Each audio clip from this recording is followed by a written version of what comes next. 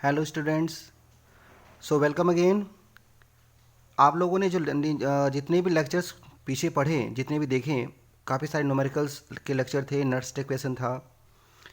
आज जो मेरा टॉपिक है थोड़ा अलग है और डिफरेंट भी है। इस चैप्टर का सेकंड पार्ट शुरू हो चुका है, कंडक्टेंस ऑफ इलेक्ट्रोलिटिक सोल्यूशन। ये आज का टॉपिक है और ये थियोरेटिकल टॉपिक है जिसमें हम छोटा सा एक बहुत ही छोटा सा एक डेरिवेशन भी देखेंगे, ओम्स लॉ का। कंडक्टेंस ऑफ इलेक्ट्रोलिटिक सोल्यूशन के पहले आपको जान लेना चाहिए कि कंडक्टर्स क्या होते हैं। मैंने इसमें काफ़ी सारी चीज़ें लिख करके रखी हुई हैं, देखिए आप। सबस्टेंस जो इलेक्ट्रिसिटी को अलाउ करता हो, पास होने देता हो, उसे हम बोलते हैं कंडक्टर्स। बहुत ही छोटे क्लासों से आप कंडक्टर, इंसुलेटर, बैड कंडक्टर या नॉन कंडक्टर जैसे वर्ड पढ़ते रहे हैं, है ना। आपको पता है कि जो इलेक्ट्रिसिटी पास होगा जिसमें वो कंडक्टर हो जाएगा, जिसमें नहीं पास होगा वो कंडक्टर नहीं होगा। हम उसमें थोड़ा सा डिफरेंस लाएंगे। डिफरेंस ये कि कंडक्टर में दो तरह के कंडक्टर्स होते हैं।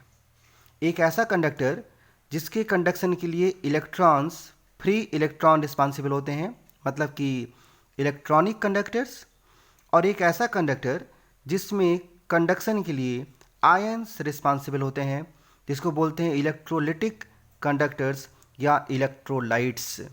इलेक्ट्रोलाइट्स जब आप फिजिक्स में पढ़ते हैं तो फिजिक्स में इलेक्ट्रॉनिक कंडक्टर के बारे में सिखाया जाता है, जिसमें कहा जाता है कि जो कंडक्शन है करंट का, उसमें कोई डिकम्पोजिशन नहीं होगा।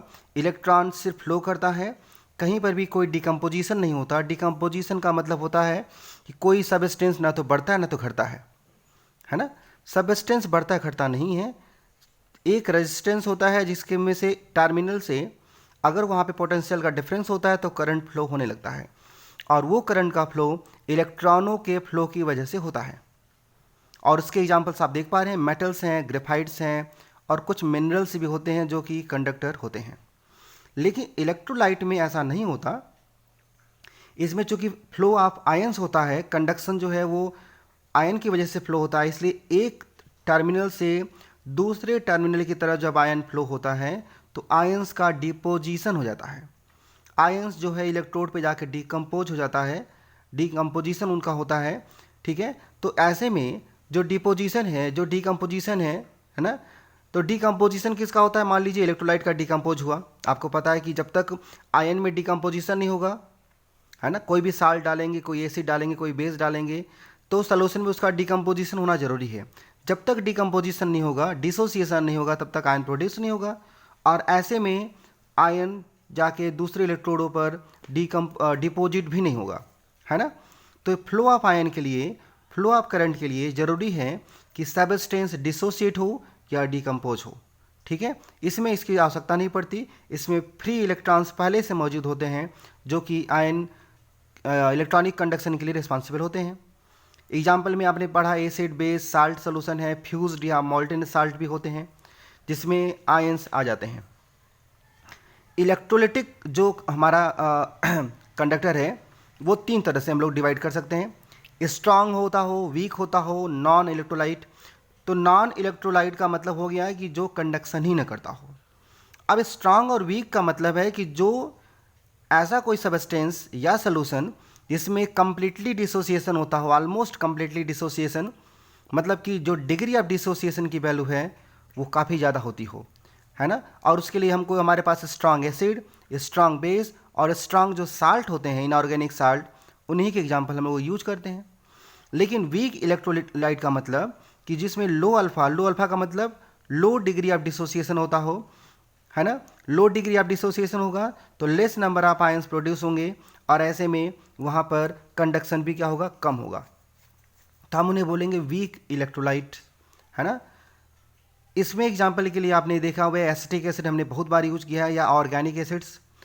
शुगर भी थोड़ा बहुत डिसोसिएट होता है, इसलिए हम उसको भी वीक इलेक्ट्रोलाइट में रखते हैं।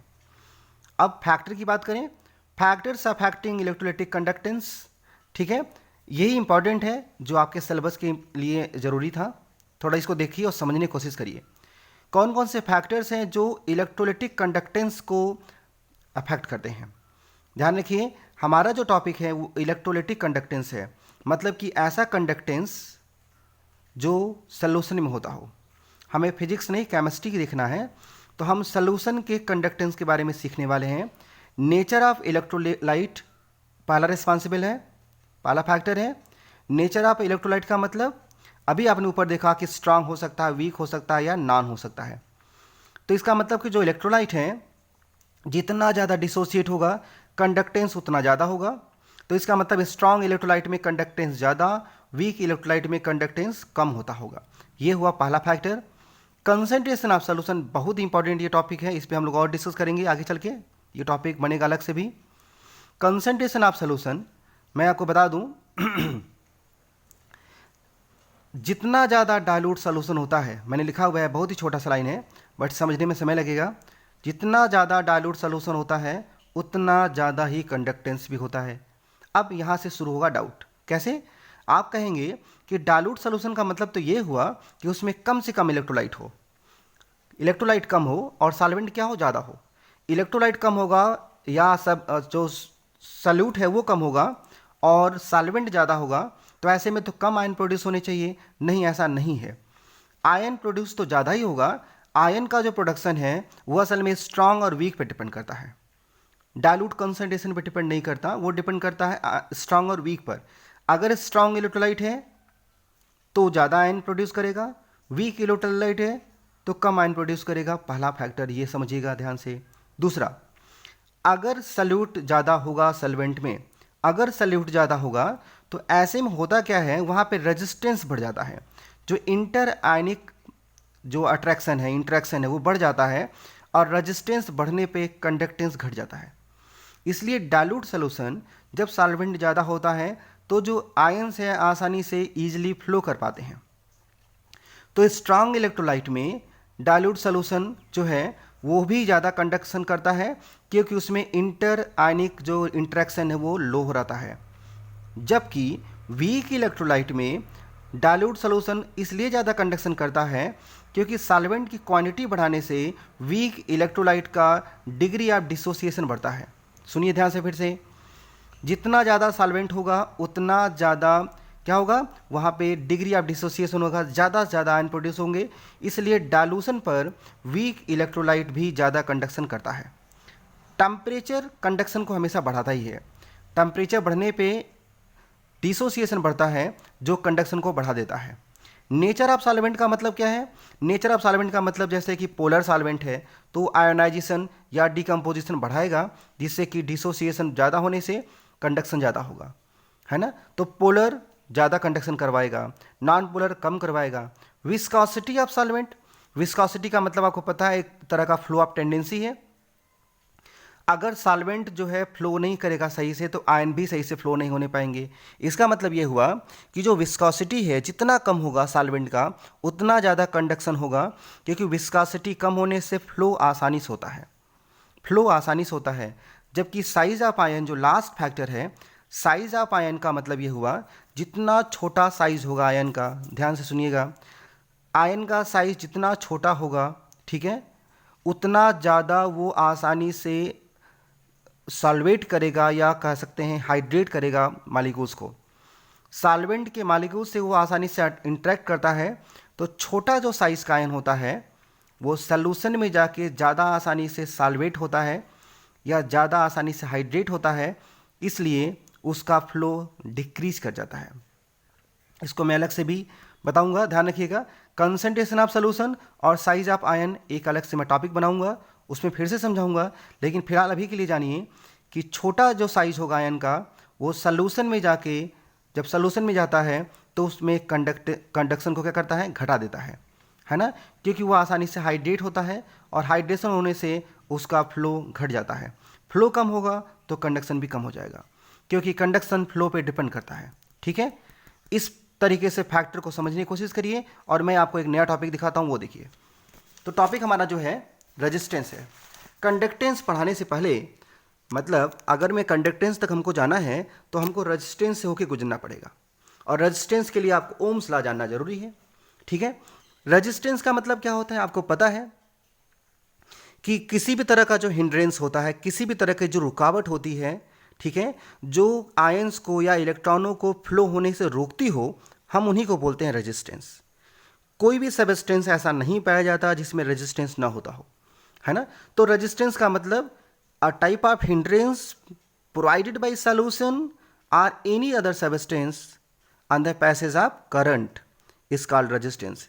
जो क्या करेगा, जो करंट के पैसेज में, करंट के फ्लो में क्या करेगा, रुकावट पैदा करेगा, हम उन्हें बोलेंगे रेजिस्टेंस। इसको इंडिकेट करते हैं आर से, और ओम्स लॉ के थ्रू हम इसको डिराइव करते हैं। ओम्स लॉ आपने क्लास 10th में पढ़ा हुआ है, फिजिक्स का टॉपिक है। ये इसका मतलब होता है कि अगर हम वोल्टेज बी अप्लाई करते हैं किसी भी दो एंड पर कंडक्टर के, तो जो करंट आई है ना, जो करंट आई है उसका जो रिलेशन है वो इस तरीके से होता है, R equal to V upon I या V equal to I R, आपने पढ़ा हुआ है। इसका यूनिट ओम ही होता है, R equal to V upon आई ओम, जिसका मतलब होता है वोल्ट्स पर एम्पियर। ओम आप देख पा रहे हैं, वोल्ट पर एम्पियर, है ना। थोड़ा हमने इसको डराइव करा हुआ है इसका यूनिट को, यही बड़ा इंपॉर्टेंट है। देखिए आर की यूनिट होती है ओम, और वोल्ट पर एम्पियर के हिसाब से हम लोग इसको लिखे हैं वोल्ट पर एम्पियर।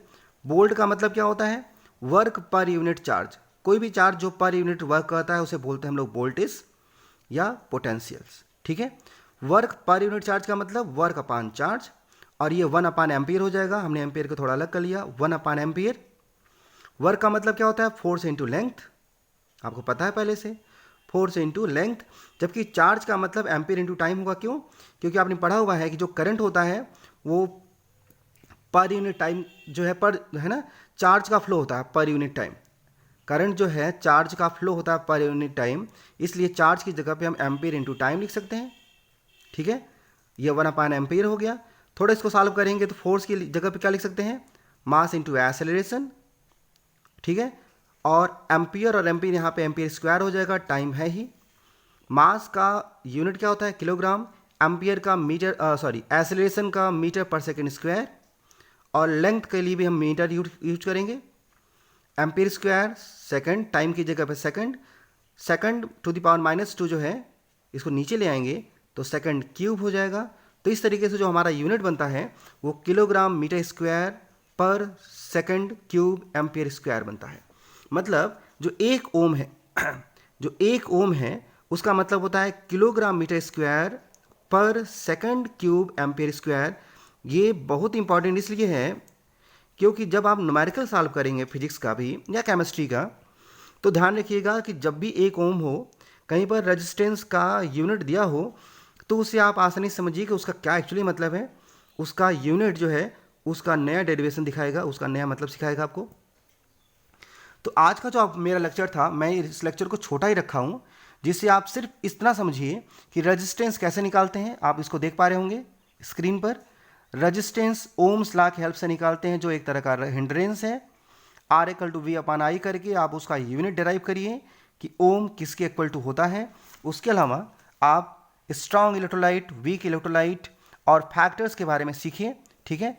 इसके अलावा जब मैं नेक्स्ट लेक्चर लेके आऊँगा तो मैं दिखाऊंगा कि रेजिस्टेंस के अलावा resistivity, conductance, conductivities, molar conductance, molar conductivities, ये कई सारे टर्म्स हैं, ढेर सारे टर्म्स हैं। धीरे धीरे करके हम लोग को 1 बाय 1 सीखेंगे, ठीक है। आप पहले इतना सीखिए और इसमें जो भी डाउट हो मुझे बताइए। Okay, thank you.